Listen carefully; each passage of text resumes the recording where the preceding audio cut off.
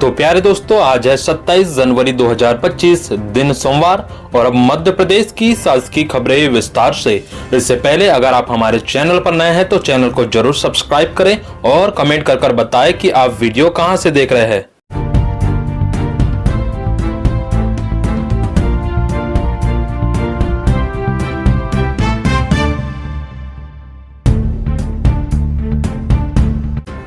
मध्य प्रदेश के सरकारी कर्मचारियों के लिए एक जरूरी खबर, जमा राशि पर मिलेगा इस दर से ब्याज। मध्य प्रदेश के सरकारी कर्मचारियों को अपनी जमा राशि पर किस ब्याज दर पर पैसा मिलेगा इसका पता चल गया है। मध्य प्रदेश वित्त विभाग ने 1 जनवरी से 31 मार्च 2025 तक के लिए ब्याज की दर निर्धारित कर दी है और इसी ब्याज के हिसाब से कर्मचारियों को उनकी जमा राशि पर ब्याज दिया जाएगा। मध्य प्रदेश वित्त विभाग ने 1 जनवरी से 31 मार्च तक के लिए 7.1% दर निर्धारित की है। प्रदेश के सरकारी कर्मचारियों को अब 7.1% की दर से ही जमा राशि पर ब्याज मिलेगा। वित्त विभाग ने यह दर चतुर्थ त्रैमासिक के लिए निर्धारित की है। बता दें कि हर 3 महीने में सरकार कर्मचारियों की जमा राशि के लिए ब्याज दर निर्धारित करती है। मध्य प्रदेश के कर्मचारियों की ग्रेजुएटी सीमा बढ़ाने की उम्मीद, फैसला जल्द। केंद्र सरकार द्वारा हाल ही में केंद्रीय कर्मचारियों के महंगाई भत्ते को 53% तक बढ़ा दिया है, जिसके बाद अब मध्य प्रदेश के सरकारी कर्मचारियों को भी ग्रेजुएटी सीमा में बढ़ोतरी की उम्मीद है। वर्तमान में प्रदेश में ग्रेजुएटी की अधिकतम सीमा 20 लाख रुपए है। राज्य सरकार ने अंतिम बार 2016 में ग्रेजुएटी सीमा में बदलाव किया था। अब कर्मचारी संगठन प्रदेश सरकार से इसे बढ़ाने की मांग कर रहे हैं। अगर ऐसा होता है तो राज्य के कर्मचारियों को सीधे तौर पर 5 लाख रुपए का लाभ होगा। मध्य प्रदेश में कर्मचारियों की अंतिम सैलरी के आधार पर ग्रेजुएटी की निर्धारण की जाती है। इसमें अंतिम सैलरी को 16 से गुना किया जाता है, लेकिन इसकी सीमा अधिकतम 20 लाख रुपए है। केंद्र सरकार द्वारा ग्रेजुएटी सीमा बढ़ाने के बाद मध्य प्रदेश में भी इसे 25 लाख रुपए किए जाने की संभावना जताई जा रही है। राज्य कर्मचारी संघ के महामंत्री जितेंद्र सिंह ने कहा कि कर्मचारियों की मांगों को लेकर सरकार को ज्ञापन सौंपा जाएगा। पड़ोसी राज्यों जैसे राजस्थान में पहले से ही ग्रेजुएटी सीमा बढ़ाई जा चुकी है। मध्य प्रदेश के कर्मचारी डीए में केंद्र के कर्मचारियों से केवल 3% पीछे है। माना जा रहा है कि अगस्त में डीए समान होने के बाद ग्रेजुएटी पर भी सरकार विचार कर सकती है। मध्य प्रदेश में फिर दौड़ेगी तबादला एक्सप्रेस, मोहन यादव ने किया ट्रांसफर पॉलिसी का ऐलान। मध्य प्रदेश में जल्द ही सरकारी कर्मचारियों के तबादलों से लगा बैन हटने जा रहा है। महेश्वर में हुई कैबिनेट की बैठक में सीएम मोहन यादव ने तबादला नीति की रूपरेखा का ऐलान कर दिया है। सीएम ने कहा है कि सभी विभागीय मंत्री अपने अपने विभागों में तबादले कर सकेंगे।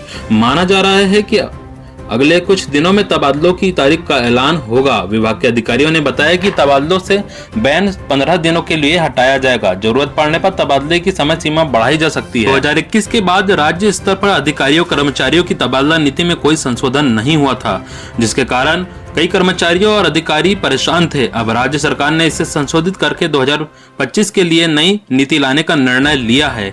नई नीति के तहत मंत्री अपने विभाग के जरूरतमंद अधिकारियों और कर्मचारियों के तबादले कर सकेंगे। इसके अनुसार गंभीर बीमारी और शारीरिक या मानसिक दिव्यांगता के आधार पर तबादले होंगे। वहीं न्यायालयीन आदेश के तहत यदि सरकार के पास कोई अन्य कानूनी विकल्प न हो तब ट्रांसफर किया जाएगा। मध्य प्रदेश में कर्मचारियों का बड़ा नुकसान, 7वें वेतनमान के ये लाभ खा गई सरकार। मध्य प्रदेश में 6वें 7वें वेतनमान में कर्मचारियों का बड़ा नुकसान हुआ है। राज्य सरकार ने कई लाभ तो दिए ही नहीं। Madhya Pradesh power generating company limited ने अपने कार्मिकों को 7वां वेतनमान जनवरी 2016 से दिया है, जिसका आदेश 29 दिसंबर 2017 को जारी किया। इसके अंतर्गत फ्रिंज बेनिफिट भी दिए हैं, पर कर्मचारियों को कुछ नहीं दिया गया। इतना ही नहीं, जून माह में सेवानिवृत्त हो रहे कर्मचारियों को भी बिना वेतन वृद्धि के रिटायर किया जा रहा है। अब इस संबंध में विद्युत मंडल कर्मचारी यूनियन आगे आया है। यूनियन ने मुख्य अभियंता मानव संसाधन से लेकर प्रशासन जबलपुर मुख्यालय तक को भी इस संबंध में पत्र लिखे हैं। विद्युत मंडल कर्मचारी यूनियन ने मांग की है कि ऐसे सभी नियमित कार्मिकों को जो जून 2016 के बाद जून माह में सेवानिवृत्त हुए हैं, उन्हें एक वेतन वृद्धि का लाभ दिया जाए। महामंत्री अंबादास सोने ने कार्मिकों के हित में सहानुभूति पूर्वक विचार करने का आग्रह किया है। 1 अप्रैल से लागू हो जाएगी यूनिफाइड पेंशन स्कीम। केंद्र सरकार ने गणतंत्र दिवस से पहले अपने कर्मचारियों को बड़ी सौगात दी है। उसने यूनिफाइड पेंशन स्कीम के लिए अधिसूचना जारी कर दी है। इसके तहत केंद्रीय कर्मचारियों को सेवानिवृत्ति से पहले के अंतिम 12 महीनों के औसत मूल वेतन का 50% सुनिश्चित पेंशन मिलेगी, बशर्ते कि न्यूनतम 25 वर्षों की सेवा हो। इसका लाभ उन कर्मचारियों को मिलेगा जो पहले से राष्ट्रीय पेंशन प्रणाली NPS से जुड़े हैं और इस विकल्प को चुनेंगे। UPS अपनाने वाले कर्मियों के महंगाई भत्ते में समय समय पर वृद्धि होगी। यह स्कीम देश भर में 1 अप्रैल 2025 से लागू होगी। अधिसूचना के अनुसार बर्खास्तगी या इस्तीफे की स्थिति में UPS या सुनिश्चित भुगतान उपलब्ध नहीं होगा। नई संविदा नीति का पालन नहीं, अब NRHM का एक्सिस बैंक से करार। मध्य प्रदेश में संविदा स्वास्थ्य कर्मचारियों को सुविधा देने का रास्ता निकाला गया है। इन्हें नई संविदा नीति का लाभ देने की बजाय अब एक्सिस बैंक से MOU हुआ है, जबकि विभाग के सेवक शासन की घोषणा के अनुसार सभी प्रासंगिक लाभ पाने के लिए अड़े हुए हैं। पिछले वर्ष सरकार ने प्रदेश के सभी विभागों में संविदा कर्मचारियों के लिए सुविधा संबंधी घोषणा की थी। इसके अनुसार संविदा नीति 2023 के अनुसार इन्हें नियमित सेवकों के भांति लाभ दिए जाने थे। इसमें महिला संविदा कर्मचारियों को चाइल्ड केयर लीव, ग्रेजुटी, दिवंगत लोक सेवकों के आश्रितों को अनुकंपा नियुक्ति, NPS जैसी सुविधाएं निर्धारित की गई थी। घोषणा को हुए 1 साल से ज्यादा हो गया है, विभागों में अभी तक यह लाभ नहीं दिया गया है। स्वास्थ्य विभाग में इस नीति का पालन करने की बजाय राष्ट्रीय स्वास्थ्य मिशन ने नया रास्ता निकाला तो विवाद गहरा गया। संविदा नीति के आदेशों से बचने मिशन के एक्सिस बैंक से करार ने कर्मचारियों की नाराजगी बढ़ा दी है। जितने भी संविदा कर्मचारी है वह आक्रामक विरोध करने की तैयारी में है। जानकारी है कि राज्य भर में कर्मचारी फरवरी के प्रथम सप्ताह में भोपाल आ रहे हैं, जहां MOU का विरोध नहीं होगा, लेकिन यह मांग प्रमुखता के साथ उठाई जाएगी कि लागू संविदा नीति के हाथ में आदेश चाहिए।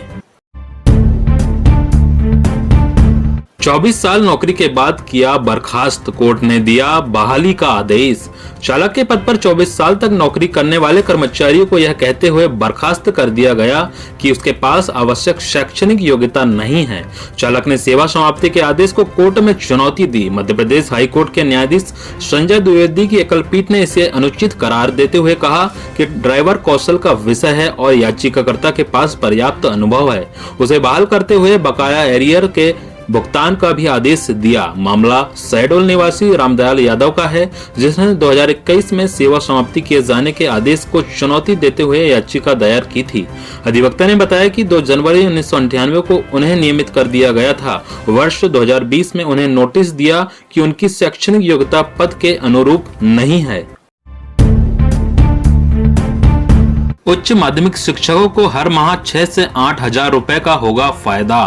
भोपाल संभाग के नवीन शैक्षणिक संवर्ग के उच्च माध्यमिक शिक्षकों के समयमान वेतनमान के आदेश संभागीय संयुक्त संचालक लोक शिक्षक अरविंद चौरगड़े के हस्ताक्षर से जारी कर दिए गए हैं। इससे उच्च माध्यमिक शिक्षकों को 6 से 8 हजार रुपए का प्रतिमाह फायदा होगा।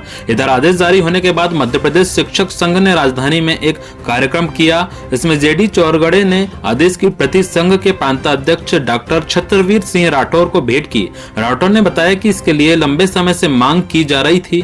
उन्होंने बताया कि राजगढ़ जिला शिक्षा अधिकारी द्वारा प्रस्ताव नहीं भेजे गए थे, इस कारण वहां के आदेश अब तक जारी नहीं हुए। इससे पहले अन्य शिक्षक वर्ग के समयमान वेतनमान के आदेश हो चुके हैं। मध्य प्रदेश में 10वीं 12वीं बोर्ड परीक्षा में सप्लीमेंट्री खत्म, अब 2 परीक्षाओं से तैयार किया जाएगा रिजल्ट।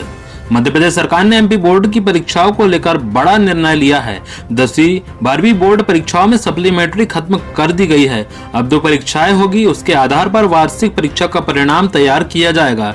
यह निर्णय इसी सत्र की परीक्षा से लागू होगा। इस संबंध में मध्य प्रदेश माध्यमिक शिक्षा मंडल की कार्यपालिका समिति ने निर्णय लिया है। 27 जनवरी को होने वाली बोर्ड मीटिंग में इसे अंतिम रूप दिया जाएगा। इस बार दोनों परीक्षाओं में करीब 18 लाख विद्यार्थी शामिल होंगे। परीक्षा 25 फरवरी से शुरू होगी। अब तक मुख्य परीक्षा के रिजल्ट के बाद जुलाई में सप्लीमेंट्री परीक्षा आयोजित की जाती थी। अब इस पैटर्न को बदला जा रहा है। चैटबॉट से वेतन से लेकर भत्ते के साथ जीपीएफ व टैक्स के कटौती की जानकारी मोबाइल पर मिल सकेगी। नए साल में बिजली कर्मचारियों को नई सुविधा मिलेगी। पश्चिम क्षेत्र विद्युत वितरण कंपनी के कार्मिकों को चैटबॉट के माध्यम से कार्मिक वेतन पाने व कटौती से संबंधित सभी सूचनाएं तय अवधि में मिल सकेगी। इसमें उन्हें वेतन से लेकर भत्ते के साथ ही जीपीएफ, एनपीएस आदि की कटौती की जानकारी भी मिलेगी। बिजली कंपनी के 7,000 कार्मिकों को शुरुआत में यह सुविधा दी जाएगी, जिसके बाद बाकी के कर्मचारियों को भी यह सुविधा मिलने लगेगी। इसके लिए सूचना प्रौद्योगिकी शाखा की टीम कार्य कर रही है। नई सुविधा के बाद कार्मिकों की वेतन पत्रक तैयार होते ही महाविशेष के वेतन की सैलरी स्लिप मिल जाएगी। इसके साथ ही कार्मिकों को चैटबॉट के माध्यम से वेतन भत्ते, अन्य देय योग्य राशि की जानकारी के साथ ही जीपीएफ, एनपीएस, प्रोफेशनल टैक्स, समूह बीमा आदि के कटौती की जानकारी भी मिलेगी। ये सभी विवरण किसी भी माह से किसी भी माह तक के सूचीबद्ध प्राप्त किए जा सकेंगे। जनवरी से नियमित श्रेणी के कर्मचारियों, अधिकारियों को यह सुविधा मिलेगी। अगले माह से यह सुविधा पेंशनरों को भी प्रदान की जाएगी। हाई स्कूल में इंग्लिश सब्जेक्ट को जनरल स्पेसिफिक में बांटेगा मध्य प्रदेश बोर्ड। मध्य प्रदेश के सरकारी स्कूलों की 9वीं व 10वीं कक्षा में अगले सत्र से अंग्रेजी विषय में सामान्य और विशिष्ट के 2 विकल्प मिलने लगेंगे।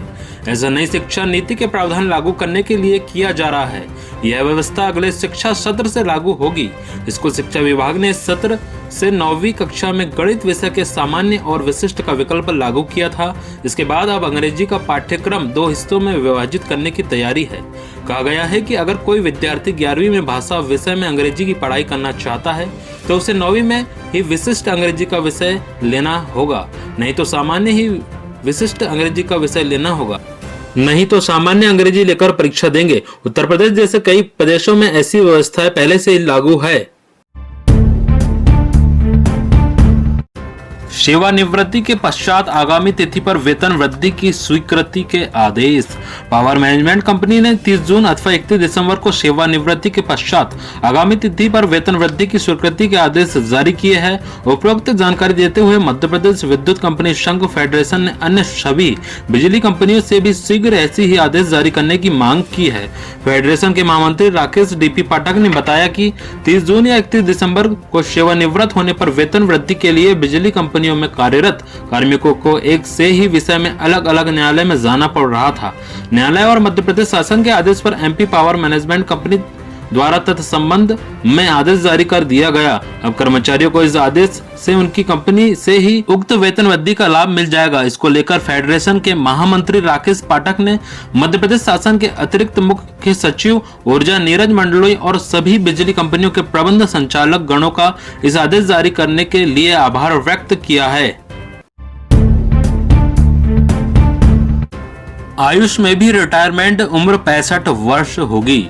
मुख्यमंत्री डॉक्टर मोहन यादव ने सोमवार को 21वें आयुर्वेद पर्व 2025 के अंतर्गत राष्ट्रीय सेमिनार का उद्घाटन करते हुए कहा कि स्वास्थ्य विभाग के समान आयुष में भी रिटायरमेंट की उम्र 65 वर्ष की जाएगी। अखिल भारतीय आयुर्वेद संस्थान उज्जैन में आरंभ किया जाएगा। उन्होंने कहा कि प्रदेश में 11 आयुर्वेदिक कॉलेज आरंभ किए जाएंगे। आयुर्वेद में पैरामेडिकल, नर्सिंग आदि कोर्सेज चलाने की व्यवस्था की जाएगी। तो प्यारे दोस्तों, इस प्रकार की सभी महत्वपूर्ण जानकारी थी। दोस्तों, जानकारी अच्छी लगी हो तो वीडियो को जरूर लाइक कीजिए और अगर आप हमारे चैनल पर नए हैं दोस्तों तो आपसे रिक्वेस्ट है कि चैनल को भी जरूर सब्सक्राइब करें ताकि मध्य प्रदेश के सभी शासकीय कर्मचारियों, पेंशनर्स, संविदा, आउटसोर्स सभी कर्मचारियों के बारे में जानकारी आपको सबसे पहले मिलती रहे। और दोस्तों, इस वीडियो को अपने दोस्तों के साथ जरूर शेयर करें ताकि सभी तक ये जानकारी पहुंचे। और दोस्तों, कमेंट करके जरूर बताएं कि आप कहां से वीडियो देख रहे हैं और किस विभाग में कार्यरत है। और दोस्तों, हमने एक और चैनल बनाया है जिसमें देश की बड़ी खबरों की जानकारी दी जाएगी। तो दोस्तों, कमेंट बॉक्स में हम उसका लिंक दे देंगे, आप उसे जरूर सब्सक्राइब करें, अपना सपोर्ट दिखाएं दोस्तों, और इस चैनल को भी सब्सक्राइब करें दोस्तों। धन्यवाद।